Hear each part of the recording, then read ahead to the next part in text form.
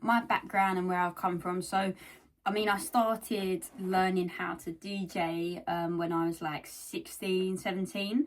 And it all stemmed from, it really did stem from just from the love of music. And I know, like, it's so cliche to say that, but I was sort of obsessed with it. I was started to become obsessed with house music, dance music. I only really discovered house and dance music when I was like 16. Before that, I was more, yeah, into all genres, all different genres, like pop, reggae, country, you name it, rock. Like, I literally love all genres. But as I started hitting the club scene a little bit, and this new group of mates that liked house music, I had discovered house music, and I really sort of got obsessed with it. I was like, oh my god, where has this been all my life?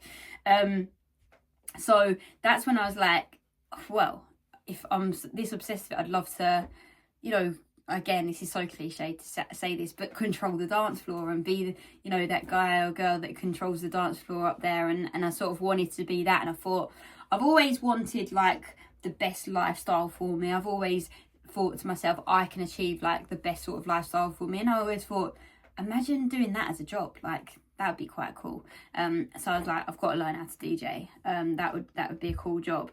So yeah, 16, 17 was learning how to DJ. Took me a long time to pick it up. It really did. It took me a long time to pick up how to DJ because I really weren't a natural. I didn't have much natural rhythm back then. Obviously I've got it now because of DJing, but I didn't have it back then. So yeah, to sort of beat match by ear and stuff, and to feel the rhythm and the beat, I really struggled with. Same music production when I first started producing, I absolutely hated it because I was really bad at it. But I was one of these people, I'm so obsessed with music, and I'm very consistent, dedicated, driven, that I won't stop until I get it right. And if it takes me a lot longer than other people because I've not got that natural talent, then so be it. And just, I didn't stop until I had done well, really, and I've got good at it. So yeah, so I started getting into it, and when I was 18, I started getting a few big bookings, like at Egg in London, Ministry of Sound. I was really putting myself out there, but it was a struggle. It really was a struggle because also I was a female DJ back then. Now a female DJ is good. Like, I hate to say this, but a lot of promoters do want a female on the lineup, and there's not as many as them. There's loads now, but there's not as many as them as men. But back then there was none. So it'd always be like the boys running events, and they'd always book their boys onto events. Or I've even had it before where the girlfriend of the promoter told the promoter not to book me. So there's that also other side of it, with like jealousy and stuff with girls.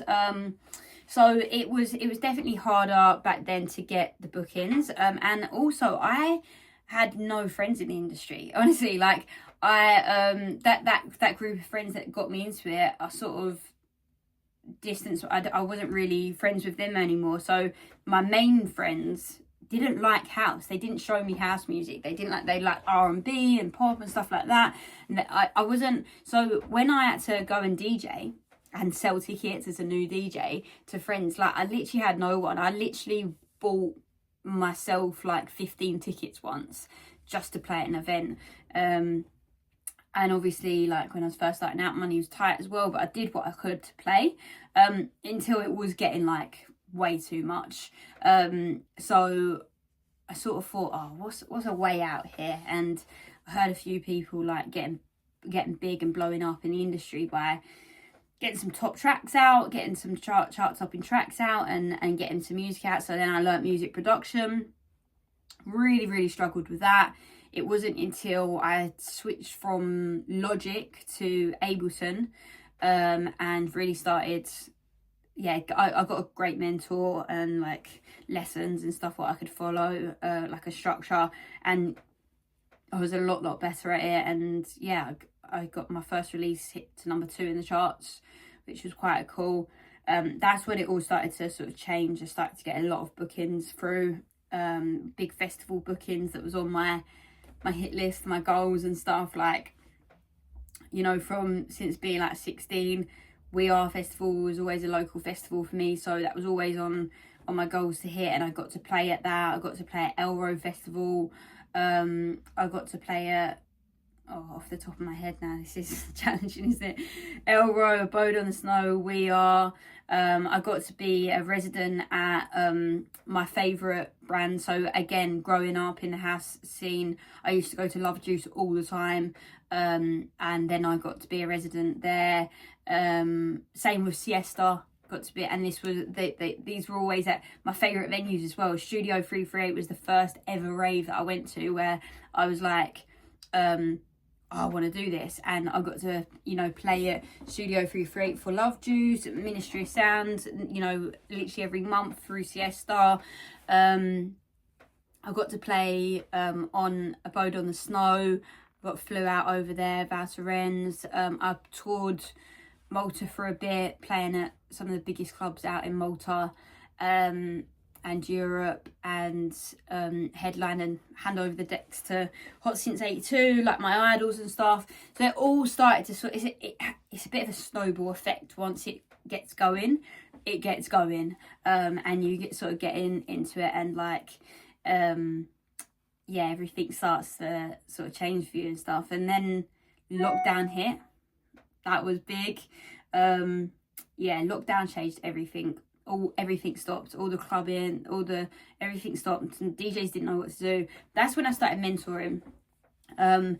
Absolutely fell in love with mentoring. I also sort of had to stop as well because I've got this thing called low cortisol now. I was doing too much. The doctor told me to stop. Then lockdown hit, started mentoring, and fell in love with that life anyway. So I managed to stop and slow down a bit.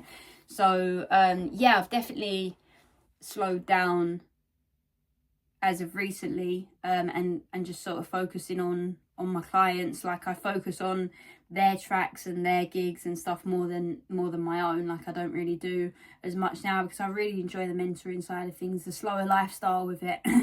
Like just recently I got my clients to #1 in the charts. I was on the record as well. It was a collaboration, as they get with my mentorship program.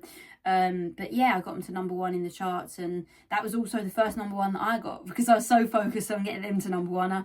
I accidentally got myself #1 as well, but just by focusing on my clients. So it's quite funny, really.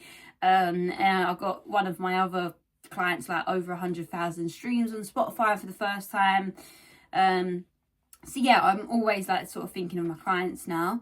Them first, me second, and making sure they're overtaking where I was in the industry at my peak, and getting those international bookings and stuff, like when I was back in the day. So yeah, that's sort of like my background story, how I got here, and my now focus is to be one of the best DJ music production mentors in the world, and to make sure I've got this army of successful students under me, which is literally happening. So it's good.